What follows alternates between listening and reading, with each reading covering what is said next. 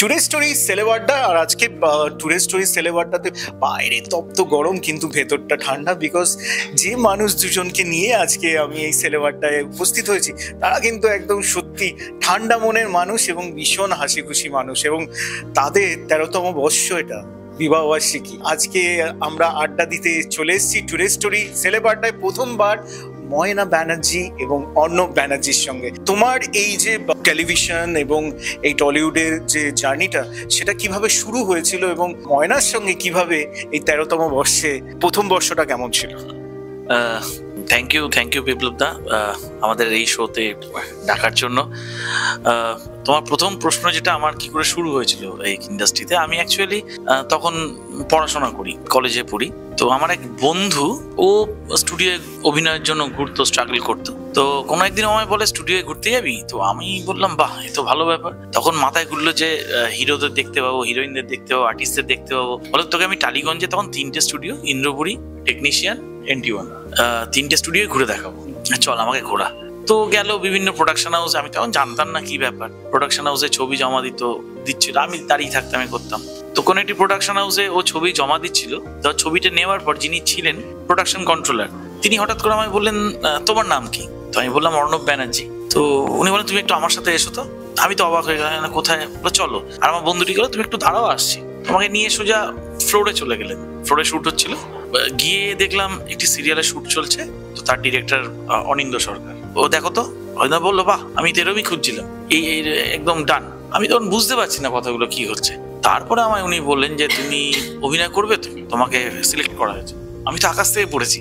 তো আমি কি মাথায় ঘুরলো, পড়াশোনা করছি তখন, আমি বললাম হ্যাঁ করবো। তো সেই আমার জার্নি শুরু হলো। তো তারপর আশা, স্বর্ণলতা, রূপকথা, বেশ কিছু সিরিয়াল করি। তারপরে পড়াশোনার জন্য 3-4 বছর কিছু করিনি। তো তারপর চলা শুরু হয়ে গেল জার্নি, এই এখনো চলছে। ময়নার সাথে আমি না, আমার শ্বশুরবাড়ি শান্তিনিকেতন, ও শান্তিনিকেতন আমি তো ছিল।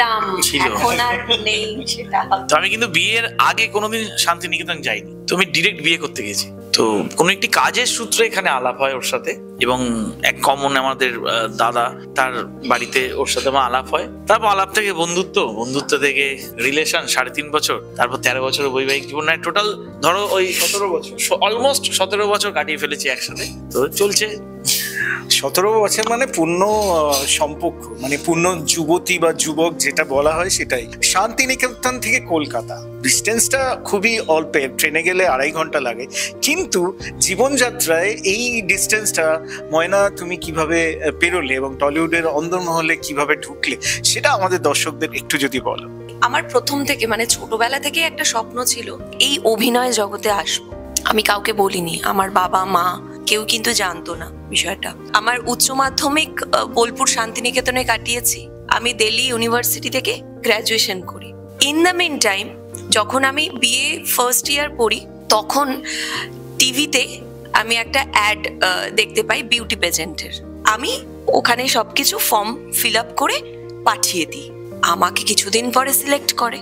তখন ওইখান থেকে, দিল্লি থেকে আমি কলকাতায় এসে বিউটি পেজেন্টে নাম দিয়েছিলাম। 3rd পজিশনে ছিলাম বিউটি পেজেন্টে। ইন্দ্রাণী ম্যাম বলেছিলেন যে তোর মধ্যে ওই জিনিসটা আছে, আমি তোকে ফার্স্ট চান্স দেব। এবং ফার্স্ট চান্স কিন্তু আমাকে ইন্দ্রাণী ম্যাম দিয়েছিলেন, সেটা হচ্ছে রোজগেরে গিন্নির টাইটেল ট্র্যাক। ওটা হচ্ছে আমার ফার্স্ট কাজ। এইভাবে আসা। তারপরে আফটার গ্র্যাজুয়েশন আমি ডিসাইড করি আমাকে এই পথে এগোতে হবে। তারপর থেকে আর ফিরে তাকাতে হয়নি। দত্তা লিড, সাঁচবেলা সেকেন্ড লিড, হারানো সুর সেকেন্ড লিড করে করে করে করে আজকে মায়ের চরিত্র করছি। সত্যি কথা বলতে ময়নার সঙ্গে যখন কথা বলছিলাম তখন এটাই মনে হচ্ছিল বাকিটা ইতিহাস না, বাকিটা চলছে এবং বাকিটা চলবে, এবং আপনাদের জন্য আরো অনেক চমক থাকছে। তো অন্য সেই সময় আর এই সময় দুটোর মধ্যে অনেক পার্থক্য হয়েছে। তোমার কি মনে হয় যে মানুষের আন্তরিকতাও কিন্তু অনেক চেঞ্জ হয়ে গেছে 90s আর 80s, এবং এটা 2025 কিছুটা তো চেঞ্জ হয়েছে? কিছুটা বলবো না, অনেকটাই চেঞ্জ হয়েছে। দেখো, আমাদের কাজের জায়গা মানে আমাদের ওটা মন্দির, কিন্তু কিছু মন্দির থাকে ভাঙাচোরা অবস্থায়, আর কিছু মন্দির থাকে খুব সুন্দর অবস্থায়। তো এখন হ্যাঁ, এই সরকার আসার পরে অবশ্যই ভীষণভাবে সংস্কার করা হয়েছে। আর দ্বিতীয় কথা হচ্ছে, আগে হয়তো স্টুডিওটা ভাঙা ছিল, কিন্তু মানুষের মনগুলো খুব শক্তপোক্ত ছিল, আন্তরিকতা আন্তরিকতা ছিল। এখন হয়ে গেছে টোটালটাই মানে খুব প্রফেশনাল ফিল্ড, যতটুকু দরকার ততটুকু, কেউ কারো খবর নেওয়া, ভালোবাসা অনেকটা হারিয়ে গেছে, নেই যে বলবো না, কিন্তু অনেকটা হারিয়ে গেছে। একেবারে সব খারাপ হয়ে গেলে তো চলতো না সবকিছু।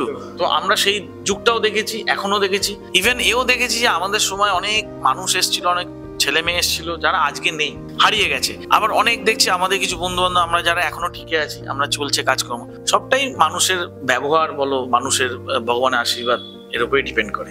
ময়না, মেনলি যখন আমি বিভিন্ন অভিনেতা অভিনেত্রী পুরোনো দিনে যারা আছে তাদের সঙ্গে যখন কথা বলি, তারা একটু আক্ষেপ করে আমাদের বন্ধু তখন ছিল অনেক, এখন যারা আছে তারা ঠিক বন্ধু হতে পারে না, ইন্ডাস্ট্রিতে বন্ধু নাকি হয় না। তুমি কি বলবে? না, আমি সেইভাবে ভাবি না।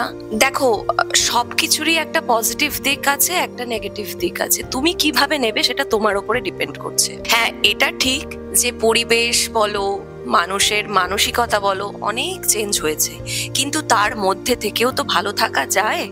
আমার মনে হয় সেই বন্ধুত্বটা খোঁজার দায়িত্বও কিন্তু তোমার মধ্যেই বর্তায়। আমি বলো, অর্ণব বলো, বা আমাদের ফ্রেন্ড সার্কেল বলো, সবাই না অ্যাকসেপ্টটা করাটা খুব জরুরি, অ্যাকসেপ্টটা করতে জানি। এই অ্যাকসেপ্টেন্সটা খুব দরকার জানাটা, আমার মনে হয়। বাদ বাকি এটাও দেখেছি যে এখনকার, আমি কাউকে ছোট করে বলছি না, মানে এখনকার সব ছেলে মেয়েরা মানে নিজেদের একটা সার্কেল তৈরি করে ফেলে, সেই সার্কেলের মধ্যে আমাদেরকে অ্যাড করে না। কিছু অ্যাড করবো, মানে তুমি বলছিলে না সেই সময় আর এই সময়, মানে হয়তো অনেক বছরের ডিফারেন্স নয়, কিন্তু ব্যাপারটা হচ্ছে কি বলতো, আগে যেটা একটা সিরিয়াল চলতো অনেকদিন ধরে, 2 বছর 2.5 বছর চলতে চলতে বন্ধুত্ব হতো, সেই বন্ধুত্বটা এখনো টিকে আছে। আর এখনকার দিনে সিরিয়ালটা যে কদিন চলছে সেই কদিনই বন্ধুত্ব, তারপর আস্তে আস্তে আস্তে আস্তে ব্যাপারটা মানে খবর নেওয়াটা, বন্ধুত্বটা আস্তে আস্তে ফেড হয়ে যায়। এটাই হচ্ছে তফাৎ, আমি ফিল করেছি।